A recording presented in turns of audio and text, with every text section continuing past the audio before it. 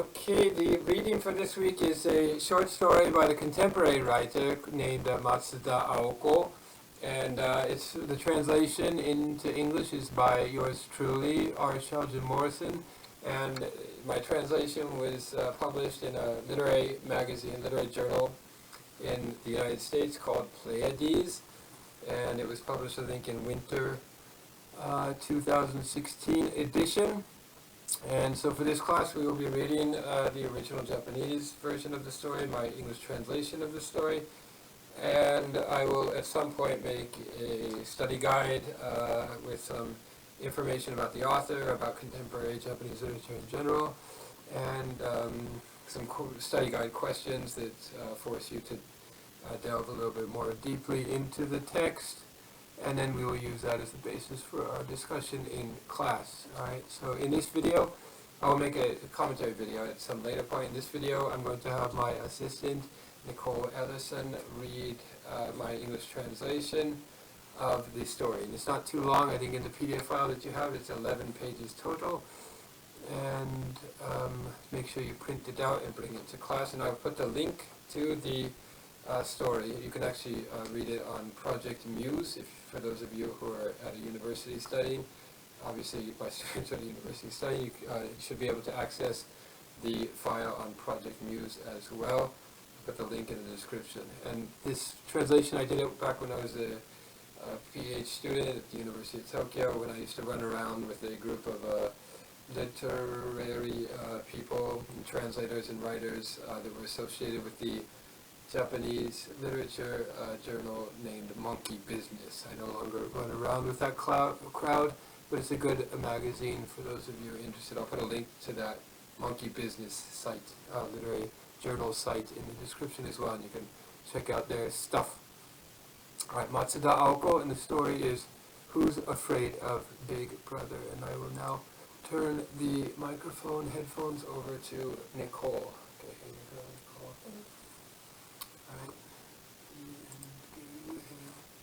Alright. Yeah, you can just speed there. Okay. Who's afraid of Big Brother?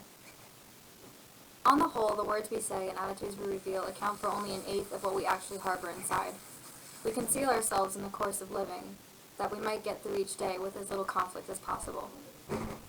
Early morning at a company office. Salaryman 1, who has just arrived at the office, greets Salaryman 2, who has already settled into the adjacent desk and faces his computer. Salaryman 1. What's up, bro? Salaryman 2. Konishi, you're always so laid back. And first thing in the morning, don't you know where we are? This is the company office, a public space where you never know who's listening in on you and from where. And right now, that is precarious time of day where everyone is still arriving and wandering about nervously trying to get settled in. Your sup, bro, throws everything off.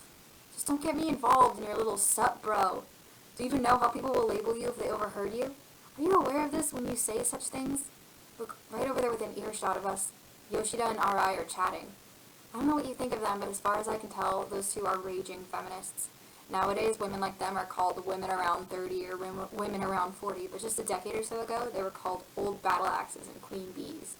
You can't use those terms these days. I don't even know how to slip, because the moment you did, they'd come running up in their thin, high-heeled shoes and scream, "If this were America, I'd have you sued, asshole." I don't know about you, Konishi, but women scare me to death. Of course, most of the time they don't bother us. They just look over at us and smile. But who knows what they actually think inside. And that's what scares me, my friend. You know? You follow? Women like that remember. They remember the one time we let slip a sup, bro, and they categorize you. They put you in a box. They tell their friends. He's the type of jerk who can openly say with a straight face, "Sup, bro?" Who even says that anymore other than TV announcers and politicians who have never thought seriously about their own male identity? Then as soon as you've done or said something to incur with their wrath, they drudge up that incident saying, "I always knew he was the type to do such an awful thing." After all, he once said, "Sup, bro." I don't know about you, Konishi, but I refuse to be branded like an animal. I'll give out no damning information if I can help it. Best to play it safe. That's why you'll never catch me saying "sup, bro" at the office. You heard me? Let me put in a "sup, bro" of apology next time we're out for a round of drinks after work, just the two of us. You see where I'm coming from, right? But that's just how I roll, you'll say. You're the type of guy who can clear even the most difficult hurdles without breaking a sweat. Hurdles Hurdles the mere thought of which scare me. You mount these as if they were nothing. Sup, bro. You really know how to pick your words, don't you? But I must say I admire your pluck. Always thinking everyone's on your side. And that's just what gets me. To my great chagrin, it's always you, Mr. Nonchalant, who women like Yoshida and Arai end up even liking more. Yoshida and Arai would never forget the sup, bro, that I once said, but you, they'll forget at the drop of the hat. Wait, that was a trap, wasn't it? Now I see what you're scheming. Your sup, bro, was a trap to get me to say sup, bro, so that Yoshida and Arai would overhear me. I'm not so gullible as to fall for that. No, sir. I'll show you who the real dupe is. Good morning. Salaryman 1. Pretty fly necktie you've got on there. Salaryman 2. Konishi. You always know just what to say to put me in a good mood, don't you? It's great, isn't it? I like it too. But wait, just because he complimented my necktie doesn't mean I have to divulge him to the brand or the store I bought it from. The last thing I want is for him to think, relax, dude, I didn't ask where you got it, or I don't want your fucking tie, or don't get all jolly on me just because I gave you a stupid compliment, and so forth. And there's always the very real chance he'll trumpet this incident at the next Hunky drinking party, using it as the seed for rumors, saying things like, I can't stand that little fuck, he's always so goddamn giddy. If there's one thing I can't stand, it's being used as fodder to liven up a drinking party. Besides, its necktie was a special present from my wife, so the credit goes to her, not me. But wait, I can't blurt out the fact that my wife got it for me. Look, right over there, Yoshida and I are already listening in on our conversation. These days, you can't even broach the subject of marriage, of married life in front of colleagues. It's risky and taboo. Or start talking behind your back, making you the butt of gossip, saying things like, must be so nice, being so oblivious to the fact that millions of people out there want to get married but can't. Even if, out of modesty, you try to patch it up with some white lie like, no, it's not like that. You see, we dated for years, and to be honest, I was about to call the whole thing off, and suddenly I got her pregnant, and at that choice, you had no choice but to marry. Believe me, the magic's long gone.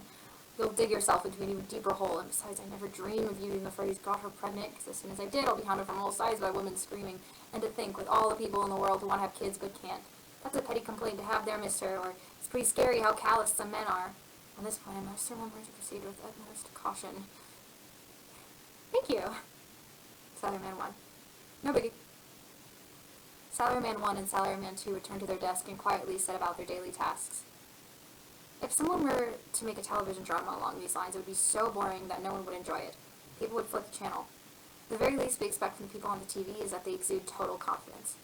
In reality, however, things generally proceed as I have described. The emotions that people reveal in small drops are, by the time they surface, already totally reconstituted.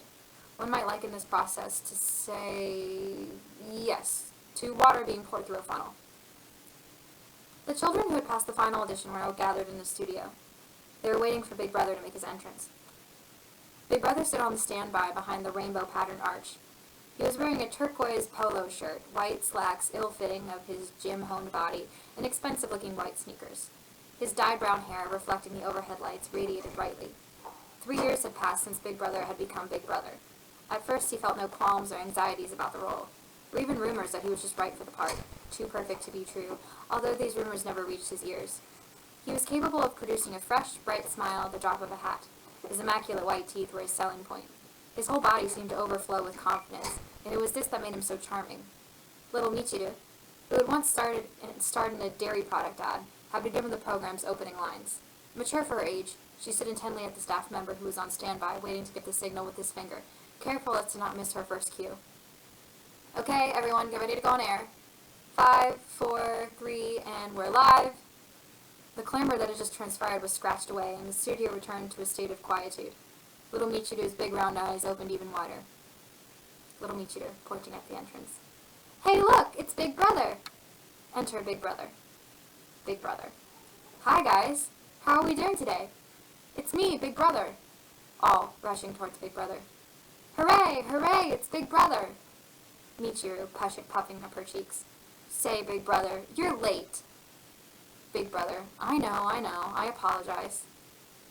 Yoshiki. Wait a minute. Who's Big Brother? Can someone tell me who Big Brother is?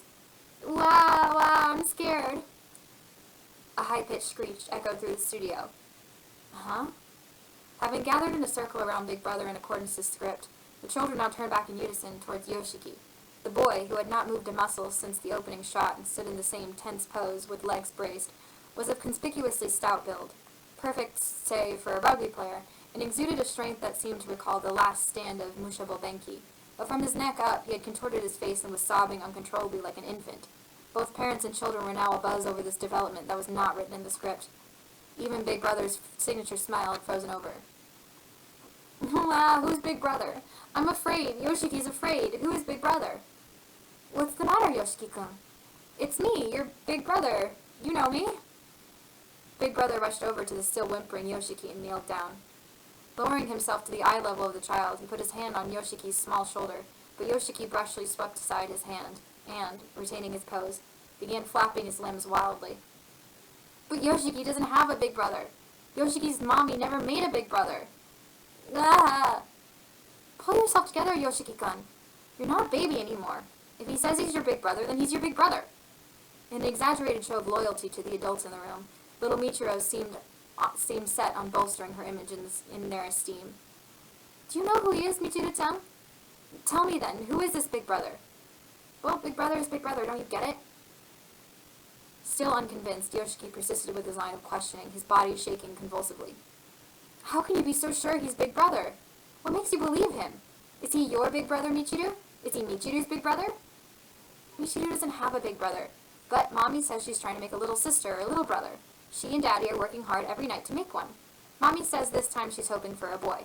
That's why they go at it every night. It's called sex-selective birthing, you see.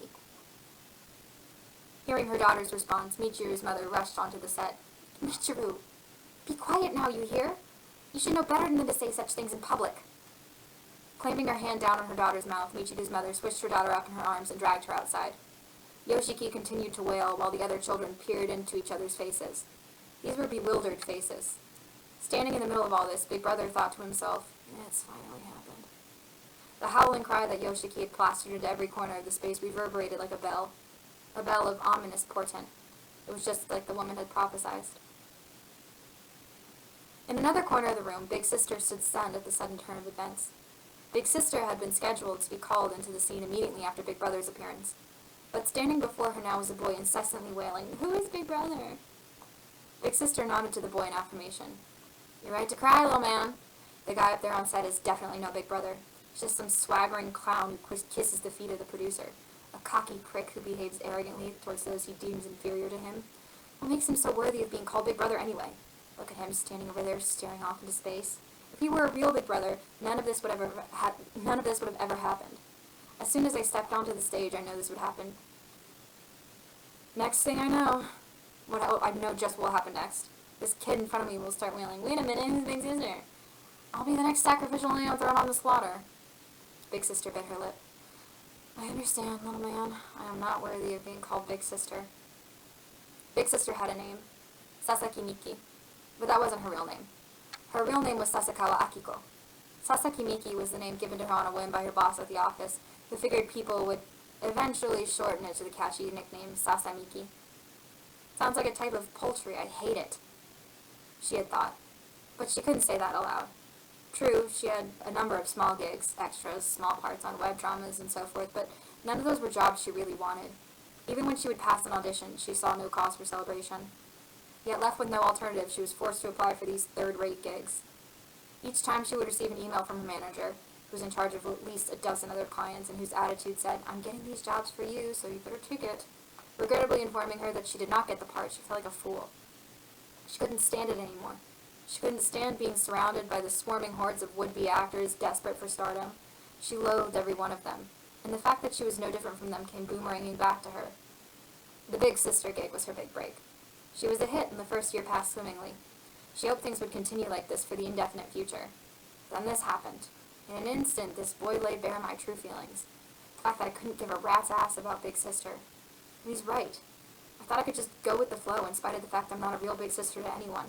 This came to pass because I had a stupid dream. I can't keep this up any longer. Even if I quit, the fact that I was once Big Sister certainly won't go away. The information will remain on the web and in the brains of those who saw the show. Even though it was no more than a fake Big Sister, it will be as if I had been a real Big Sister. No matter what jobs I get in the future, the people who saw me and remember me will say beamingly, Hey, you're that Big Sister, aren't you? Totally awesome. But it's not totally awesome. I was a fraud. I'd rather you toss those memories into the mighty deep. Attach a cement block weight to it so that they'll never again surface.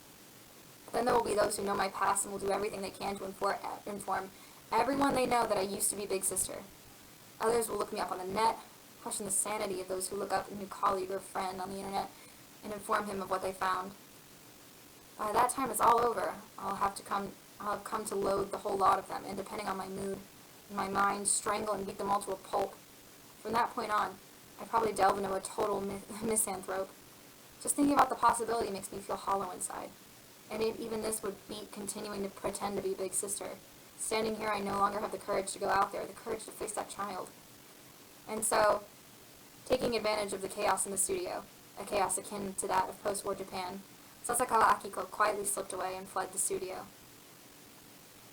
They proceeded with the reshoot of Yoshiki and Big Sister. They proceeded with the reshoot as if Yoshiki and Big Sister had never been there. The director, with an air that said, "Unless you do as I say, you'll never work in TV again," showed his pose and foresight by deciding to make a clean start and shoot the scene outdoors in the do-it-yourself corner. They would shoot on location. One of the guardians could be seen patiently reassuring the children before filming. "See now? Big Brother is nothing to be afraid of. You can all relax. After all, it's his job not to be frightening, okay?" On this day, 4 children and Big Brother had been gathered. Their matching outfits, an open collar shirt and shorts, made them look like Boy Scouts. They each wore bandanas of a different color, which were alternately hanging around the neck, wrapped around the heads, or stuffed into the pockets. The wardrobe assistant had arranged them so that no 2 persons would overlap.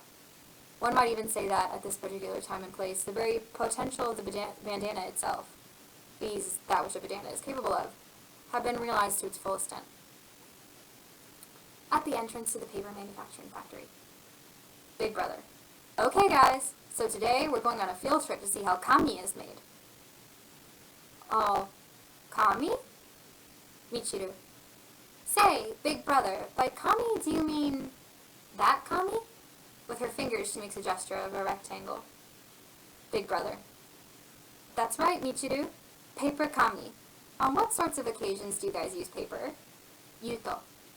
When writing characters and stuff." Big Brother. Good. What else?" Kazuki. "When drawing pictures." Michiru. "When making coloring books." Big Brother. "Good. Okay then. So today we're going to receive a demonstration of how all this paper that you guys use so often in your daily lives gets made. Kana-tan, have you ever manufactured paper?" Kana. "I have not." Big Brother. "What about you, Yuto-kun?" Yuto. "Me neither." Michiru. "And what about you, Big Brother? Have you ever made paper?" Big Brother, puffing out his cheeks. "Of course not." All unanimous laughter. The filming proceeded without a hitch. But no sooner had they relocated to the interior of that manufacturing plant to film the actual production of paper that an thunderous cry of, "Ah, Big Brother scares me," suddenly penetrated the new location. This time the voice belonged to none other than little Michiru. "Something's wrong. Suddenly I'm all confused. Who's this Big Brother anyway? Little Yoshiki said the same thing the other day, didn't he? Now I'm terrified too for some reason. Michiru feels all anxious inside." Just as before, Michiru's mother rushed onto set, cupping the mouth of her daughter, who was pleading incessantly, Mommy, who's this Big Brother?" and escorted her off the premises. After things had calmed down, the director decided to shoot the opening scene once again, this time sans little Michiru. He filmed the scene as if nothing had happened, but at some point during the take, Big Brother turned to the paper factory employee, who stood ready on standby, and tossed him his next line from the script. "Okay, Big Brother. Now we'd like you to give us a demonstration of how paper gets made." Taking his cue from Big Brother, the factory employee, nervous about making his TV debut appearance, readied himself to recite his simple scripted response, when suddenly Yuto-kun, visibly shaken by Big Brother's request, jumped in to block him. "Wait, Big Brother is that guy now? Did Big Brother just call that guy Big Brother? I thought this was Big Brother. Now that guy is Big Brother too? I'm all mixed up now. Yuto's all mixed up." Wailing convulsively, little Yuto was recalled outside the factory by Yuto's mother, and the shooting was resumed with the 2 remaining children and Big Brother. With his signature smile still intact, Big Brother inwardly felt as pale and as sickly as a ghost, and this was manifested outwardly in the form of an obscene sweat. His shirt, too, soon became drenched. He felt disgusting. Noticing this, his wardrobe assistant brought him a fresh suit to change into. but this suit soon took on an unpleasant heat, reaching the same temperature as his pillow. Pillow that each night would absorb the pools of sweat that seeped from his neck as he tossed and turned in his recurring nightmare. It was some time before Big Brother had passed the audition for Big Brother. Big Brother, before he was Big Brother, was strolling down the shop street where he worked part-time at an izakaya, when suddenly a woman's face called out to him.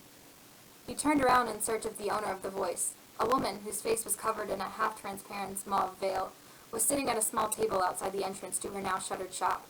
Atop the table lay a white cloth, on which was taped a piece of paper that said in black characters, "Birthmark Psychic. No charge." Black dots had been added beside each character for emphasis. It was 100% shady no matter how you looked at it, but with nothing better to do after work and wanting to get a better look at the face behind the veil, with those two ill-conceived reasons in mind, Big Brother sat down in the chair as indicated by the woman. Upon closer inspection, he saw that the face behind the veil was quite beautiful and made his heart quicken. I don't really have any birthmarks on my body." The woman smiled at Big Brother's remark. "It isn't your birthmark that's needed." The woman turned her left palm, hitherto concealed from Big Brother under the table, upward and placed it on top of the table. A sumi-colored birthmark with a strong blue tinge stretched from her wrist all the way to her elbow pit, covering the entire surface of her forearm. "Touch my birthmark anywhere you like." Confirming from her expression that the woman was in dead earnest, Big Brother guided his trembling index finger towards an inner spot about 5 centimeters from her wrist, and touched it. The woman studied the chosen spot and pondered for a while. Then she pronounced, "You'll soon be visited by good fortune." "Awesome, just as I hoped," Big Brother scoffed. "Yes, now touch one more spot." This time Big Brother pointed his finger at the center of her birthmark. The woman's face suddenly clouded over. "After that, a trial will befall you." "A trial?" "He who seeks to expose your sins will stand in your path, blocking your way." Not knowing what to make of these cryptic words, Big Brother left his birthmark psychic behind. Soon thereafter, Big Brother landed the job as Big Brother. The new Big Brother, tinged with a certain feral animality that was hitherto absent, was hit with not only kids, but also housewives, and his life made a complete turnaround. From backpack commercials to talk shows, the jobs kept pouring in. It took him no time to start regarding his new, heavily pampered self as perfectly natural. But it took him just as little time to recall the prophecy of the woman with the birthmark on her arm. From that point forward, Big Brother came to be plagued by nightmares. A certain nightmare, to be specific. In the dream, Big Brother would find himself standing on the roof of a high-rise building, like Superman. A spotlight would beam down through the crowds on him in his shiny cape. He would soon notice that innumerable beaming eyes were gazing up at him from the base of a high-rise building. Those beaming eyes grew larger and larger. Scaling the tall building, the eyes made their way towards him. His chest fell as though it were about to burst from terror.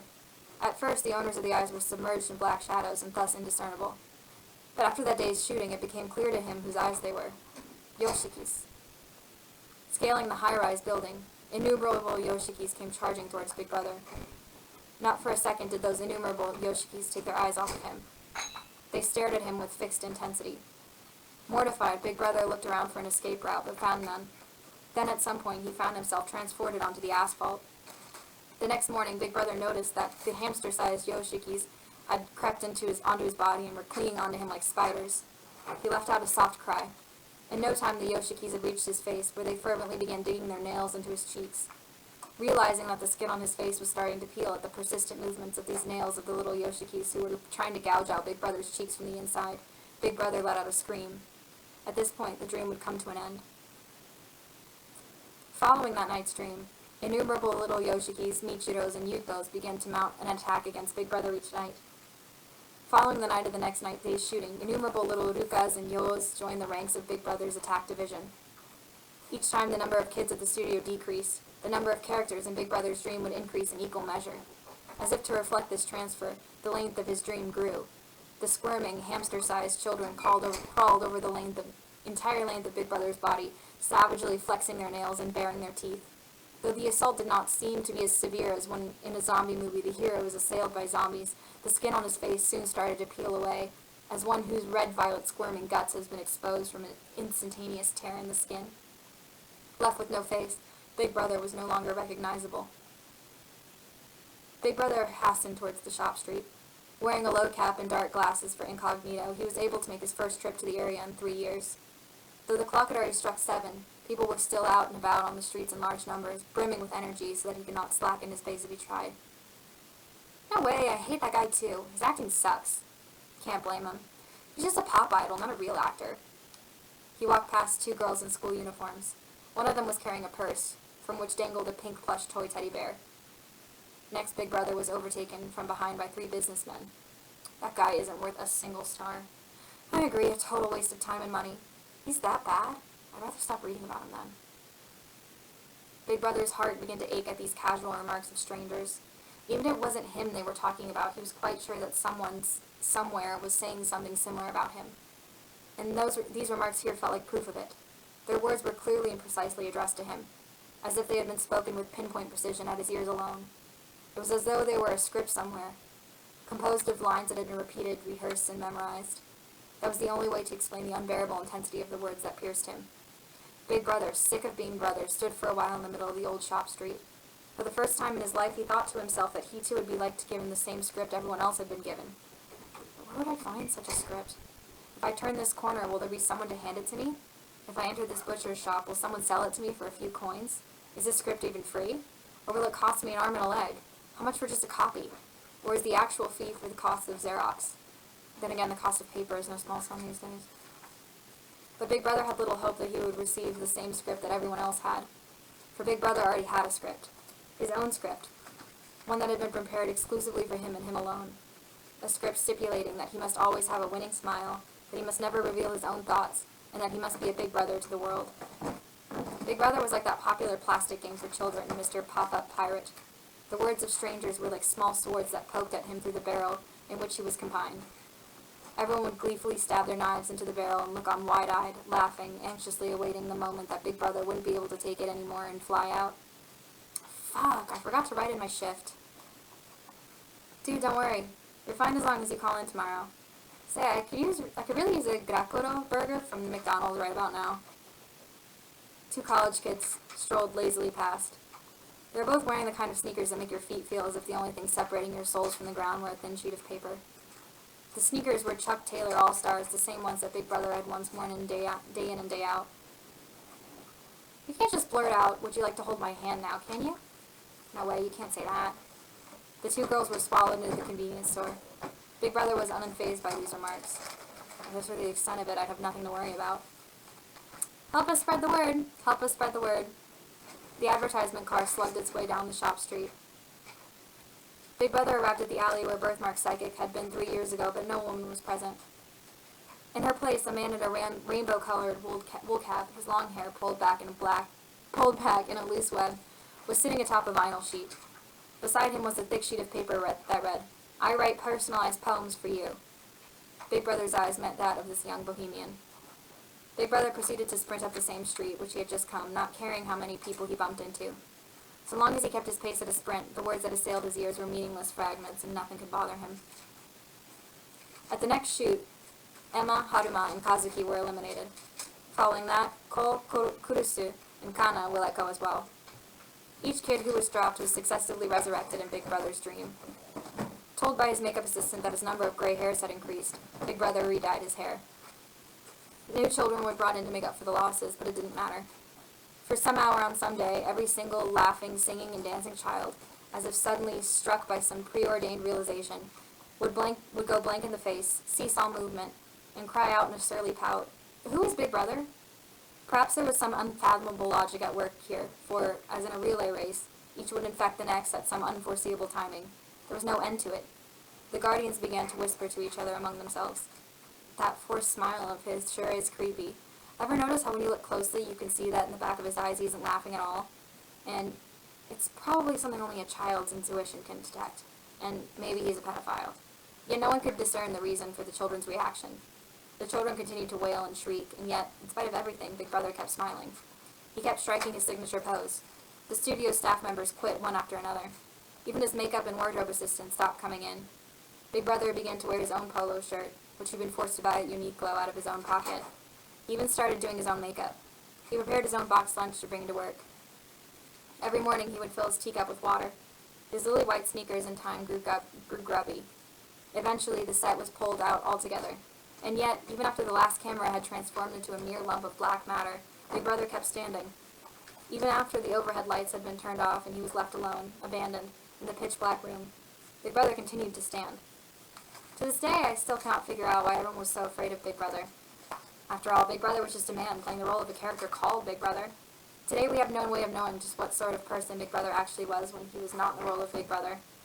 I realize that, at this point, it's probably just for my own self-satisfaction that I do this.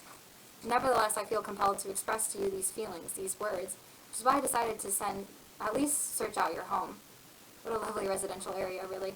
I'm relieved, surprised even, to see that you live in such a nice house. I just feel so terrible, about the whole thing, and that same day a man opened his mailbox to find a single note on which were written 2 single words. I'm sorry. Taking the note in his hand, the man cocked his head in confusion. Okay. Thank you, Nicole, for the wonderful reading of Matsuda Aoko's Oni-san ga Kowai, which I translated into the English as Who's Afraid of Big Brother. We will discuss it in class. I will see you all then. Goodbye.